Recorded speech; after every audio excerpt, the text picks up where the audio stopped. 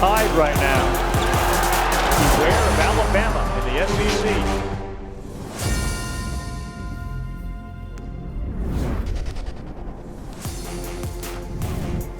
From Tuscaloosa, this is the Nate Oats Show. I'm Roger Hoover, joined by the head coach of the Crimson Tide, Nate Oats. And coach, your basketball team was able to come back to campus here at the University of Alabama this past week. First of all, on Saturday against the Arkansas Razorbacks, what were you hoping to see out of the Crimson Tide? Yeah, I wanted to see how they'd bounce back after the LSU game, just see what our character was, to see if we could come back and play with an effort that demanded a win. I thought our start was great. You know, we started the game out well. They had to call 2 timeouts in the first 3 minutes. We're up 12 zip on them, and then it seemed like the effort just kind of waned. You know, and obviously we only had 7 scholarship players, so it was hard. Some of those guys weren't used to playing the minutes that they had to play, and they were kind of an all-guard team, 4 guards, sometimes 5 guards in there, and 3 of our 7 guys in the rotation were big, so we really were thin up front. Kyra ended up having to play 40 minutes, and Petty played heavy minutes. Shaq played heavy minutes. So, I thought we played well early, and then we just didn't sustain it for whatever reason for the full 40, and it ended up being a tough loss for us there late.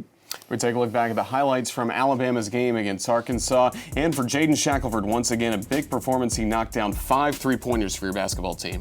Yeah, and you listen to the comments by Coach Musselman after the game. They were going to make sure that Kyra and Petty didn't beat us, and they did a pretty good job of that. So we needed somebody else to step up, and Jaden did that. He's more than capable. He's had big games for us this year, and so with them focusing on Kyra and Petty, Shaq really stepped up and scored it for us well, and he gave us an offensive game that gave us a chance to win the game. So I'm happy for him on the offensive end, and disappointed we didn't have the defense for the full 40 to match his effort there. So that was 2 games in a row with 5 3-pointers for Shackelford. Once again, Alabama strong on the glass, won the rebounding, coach, 41-34. Yeah, like I said, they're a team full of guards. They play 4 and 5 guards all the time, so we expected to win the rebounding war. We probably needed to win it even a little bit more, but yeah, I thought we did a good job. You see Petty crashing there, and I thought our bigs did a pretty good job. Petty and Forbes both had 9 rebounds each, and Reese and Shaq was active that game too. He had 7, so it's good. Our guys get it in the glass, did what they need to on the glass. We just really, our defensive efficiency there in the second half just wasn't what it needed to be. Big offensive rebound and put back by Jalen Forbes. Yeah, I was really happy with his effort. He played really hard for us. A great performance from Forbes, 15 offensive rebounds as a team for the Crimson Tide, and then once again, a nice game from Alex Reese. Yeah, Alex has been playing pretty well for us. I mean, he's been shooting it well, playing hard, rebounding well, showing his athleticism a little bit more, as you can see there. I was happy with him. I like his attitude. I think he's been practicing harder. I think he's had a good couple weeks here lately.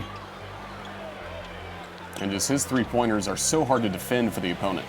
Yeah, he's 6'10".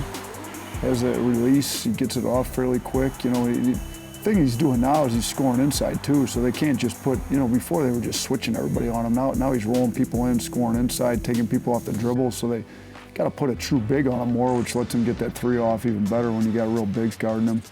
So it was the Razorbacks picking up a 4-point win against the Crimson Tide in a game where Arkansas had a strong run to close out the ballgame. What did you see in the last few minutes of that game? You know what? We couldn't get stops late in the game. That was our biggest problem. We had some matchup issues. I thought, Mason Jones scored 30 on us. He kind of got going in the first half. He got a few off just some loose ball plays. They grab a loose ball and he hits a 3, he gets a couple in transition. We needed 2 guys with length that could guard, because we really needed that could also guard on the perimeter. We needed to put somebody with length on Witt. We'd kind of put Petty on Jones, and I thought Petty did a good job in the last 10 minutes of that game, and Jones didn't really get off. Then Witt got off, and we were trying to put a big on him with size, but he's more of a guard that can go by, that gets to the rim and plays in mid-range. It hurt not having Herb. If you could have put Petty and Herb, one on each of those 2, I think we would have gotten the stops we needed to. But for right now, we got to figure it out without Herb until we get Herb back, and other guys are going to have to step up, and we're going to have to figure this thing out here.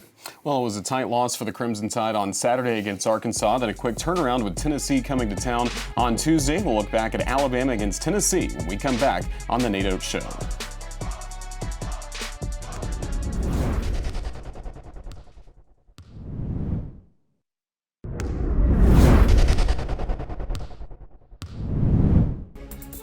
Crimson Tide got to stay at home after Saturday's game against Arkansas. Welcome in Tennessee on Tuesday, and Coach Oats, there are a lot of similarities about Alabama and Tennessee with the same record overall, same record in SEC play going into that game, but these are two teams that play a very different style of basketball game. Yeah, they're more big. They've got a lot of bigs. Their starting point guard that was supposed to be the starting point guard's out for the year, out really just career's done, I guess, with a injury that he just decided he couldn't play, I think, back in December. They were able to pick up the kid out of Uruguay, Scovia, that's given them really good minutes. So, but they're not very deep in the guard play. Their bigs they pound it in, play a lot slower, try to beat you up on the glass and punch it inside a lot. But well-coached team. I mean, shoot, they were number one in the country for more time than anybody else last year. So Coach Barnes does a great job. They're still well coached. They just got to play a little bit different than what we play and what they played last year a little bit.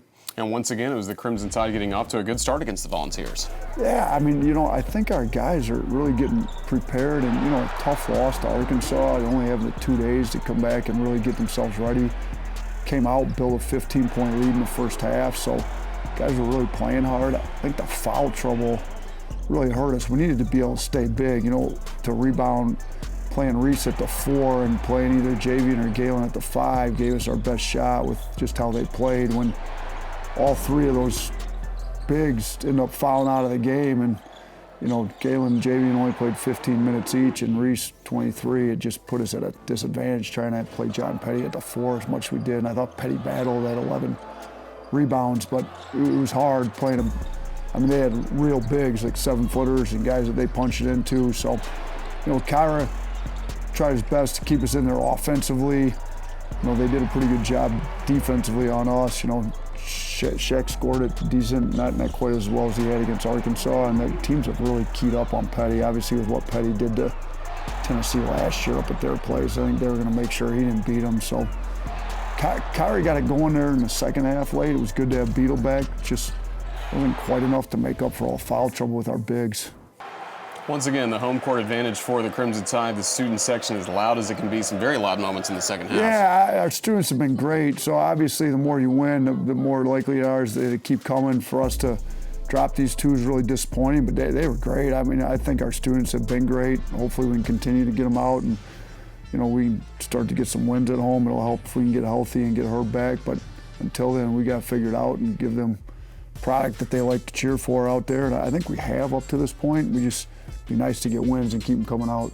What was the biggest change from the first half to the second half as Alabama led by 8 at halftime, but Tennessee gets the 1-point win? The foul trouble limited how many bigs we could play. We could only play one at a time, really, and then at the end we didn't have any of them to play. We had to play 5 guards, so just they were able to. We were up 1 on the glass in the first half.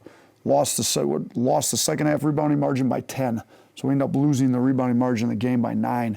Really, that's the biggest thing. And then the free throw line. I mean, we shot 8 free throws to their 32. We couldn't. It was hard when we turned the ball over 20 times, 32-8 at the free throw line, and then get out rebounded by 9, out rebounded by 10 in the second half. That's a major problem. That kind of the tale of two halves there. When you run out of fouls and run out of bigs, when your fouls, you got a big problem there.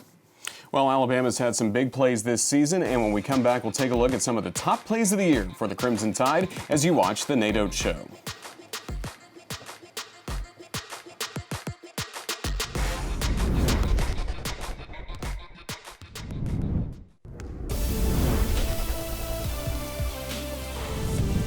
Well, it's been an exciting season of Crimson Tide basketball, and Coach, you have a lot of playmakers on this basketball team, and they've really wowed the fans with their athletic ability this year.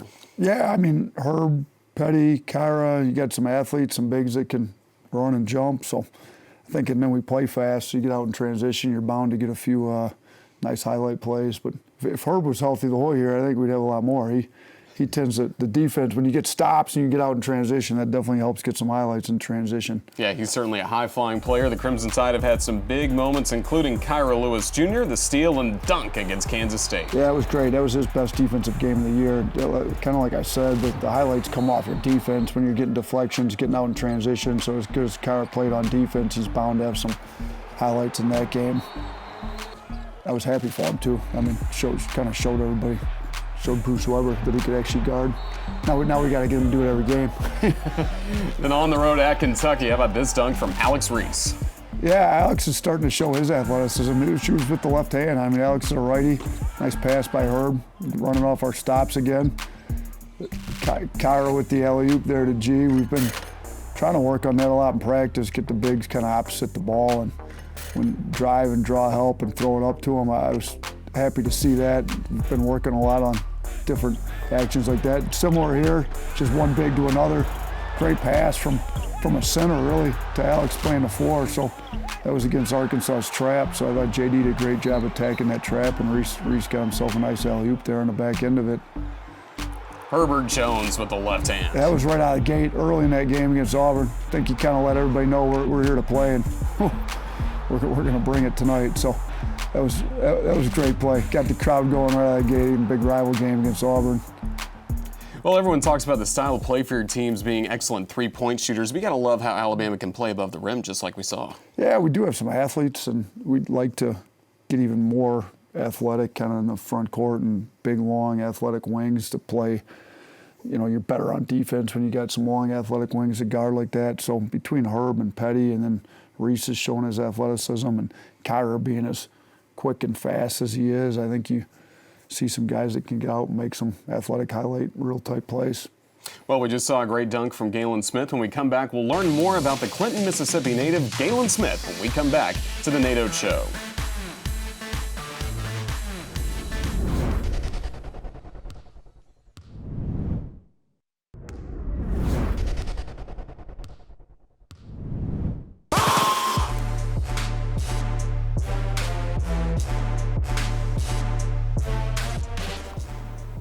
Me.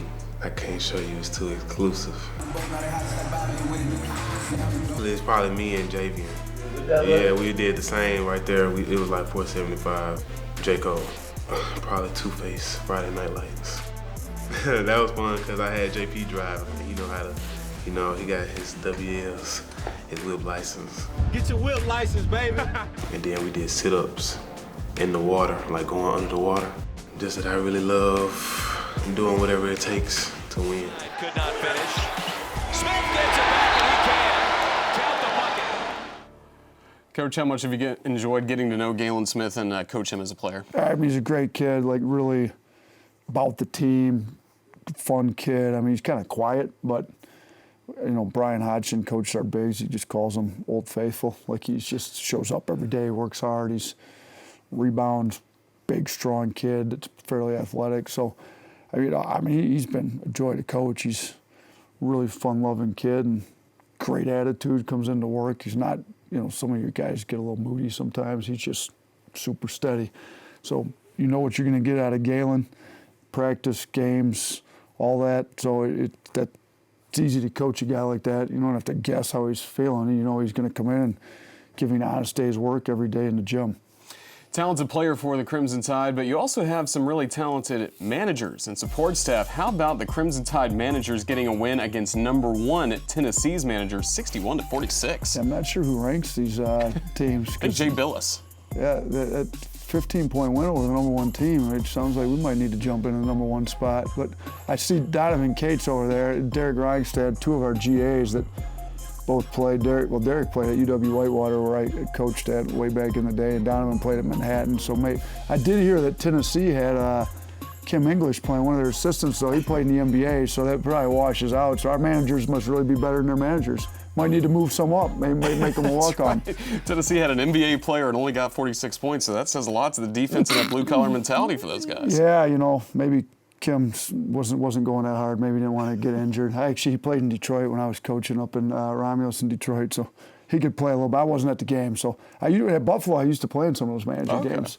I haven't played here yet, though. Well, a fun time for the managers for the Crimson Tide, and when we come back on the Nate Oats Show, we'll have a little fun with a word association game and tell you what's next for Alabama basketball as you watch the Nate Oats Show.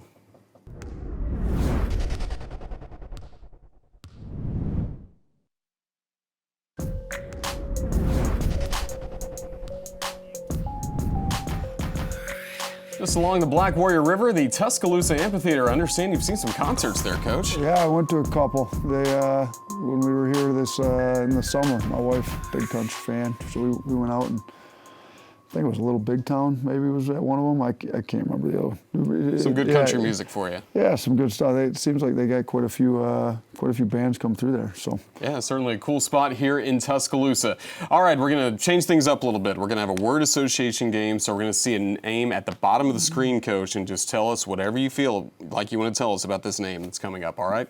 All right. Oh, gosh, shoot. One of the best players to ever come out of Alabama. Plays for John Beeline. I had a couple players play for Beeline, so dynamic guard. Still remember the 3-on-5. He almost won the 3-on-5 game against, who was at Minnesota? Mm-hmm. Crazy night. Yeah, that was fun to watch. Elsa from the movie Frozen. Well, that's my 3 daughters. I mean, shoot, you had to listen to the song. I'm not going to sing. You might not have anybody watch the show anymore, but the song was stuck in my head for like 2 years after having 3 daughters that put the movie on like 3 times a week, I think. Let It Go. Yeah, Let It Go. Yeah.